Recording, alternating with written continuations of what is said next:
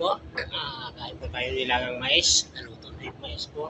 Ito po, ang episode natin mais. Kain po tayo lahat. Merienda na po ito, kaya hapon na. Sarap.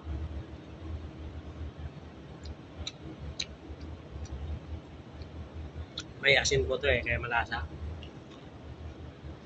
Kung maglaba po ng mais o kamote, balingo, lagyan po nyo ng konting asin para maglasa po yung nilaga.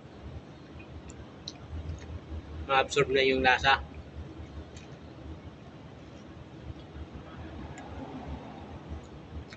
Pag hindi mo lagyan, matabang.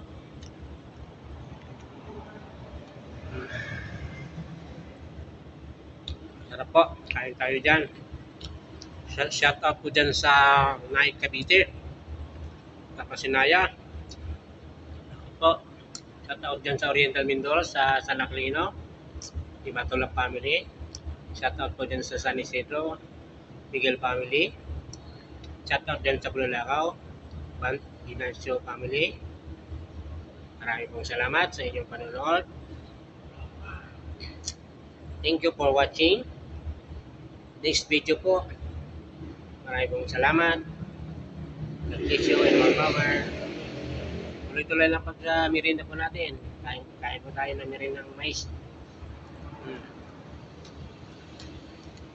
Thank you po.